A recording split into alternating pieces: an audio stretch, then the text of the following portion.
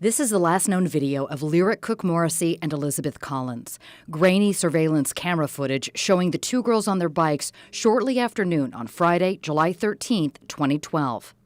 Their grandmother Wilma was watching them, and when the girls didn't return home, she alerted their parents and they started searching. Shortly before 3 o'clock that afternoon, they contacted Evansdale police for help, soon joined by nearby law enforcement agencies and first responders. One of those crews located the girls' bikes along a trail at nearby Myers Lake, along with Elizabeth's purse and her cell phone that had been thrown over a fence. Investigators say they found other evidence that they aren't disclosing, but one law enforcement source just recently told TV9 that from the get-go, it was obvious the girls had been abducted. Within an hour, a massive search effort began with hundreds of volunteers looking through parks, trails, fields, and more for the girls. At the same time, investigators ordered the draining of Myers Lake. But Lyric's parents said they didn't think the girls were in the lake and that they'd been taken. Took their shoes off, things like that. There was no sign of any of that. We've never gone through anything like this. I don't know. It's hard enough just to get up and deal with the reality that your daughter is gone. Right now we are pretty emotional, pretty sad. We're trying to remain positive. Any leads that might break the case. And family members continued to beg for information, any information. We know there's somebody out there that knows something, that saw something little they might not think is important, or maybe they're scared to come forward. Summer turned to fall as life in Evansdale carried forward, while the cloud of uncertainty remained and no sign of the girls heading into the holiday season.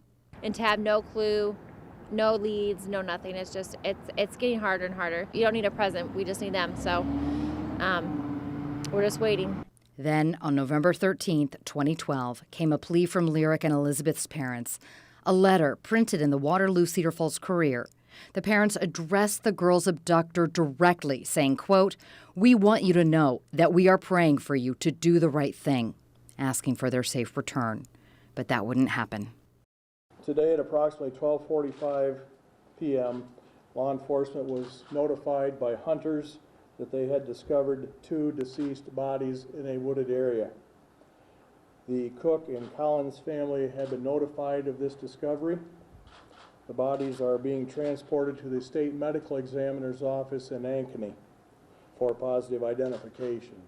On December 5th, nearly 5 months after the girls vanished, their remains were found at Seven Bridges Wildlife Area, about 20 miles from Evansdale, shattering the hopes of so many people. A new lead in the case, this one focusing on a vehicle seen in the area of Myers Lake where the girls' bikes were found. We realized that we have 3 different people, 2 early on and then 1 just a couple of months ago that came forward with information that identified a white SUV type vehicle. You're hoping like more information, something like more would come out in this, a vehicle description. But we're just, always waiting for the day to find out what really happened. In August 2014, investigators said the suspect in the case was likely a member of the Cedar Valley community and used quiet coercion to abduct the girls. The FBI released a profile of characteristics of the person responsible, someone who's local and very familiar with Myers Lake where the girls disappeared, as well as Seven Bridges where their bodies were found. And in 2015, investigators said Seven Bridges might be the key to solving the case. We want to know about anyone who is familiar with the Seven Bridges area. The person or persons responsible for this are very familiar with Seven Bridges. We just don't know who all those people are. And hope one leads to an arrest after a decade, hopefully answering the questions of a community and a family that have been through so much. Yeah, obviously we wanted answers before now, but we haven't got them, so we're just pushing forward until we get those answers. It's 10 years, yeah, but we're still here. And, if anything, we're gaining in strength. We're not going anywhere. We're going to keep working this case till we find out who did this, and we're going to bring them to justice.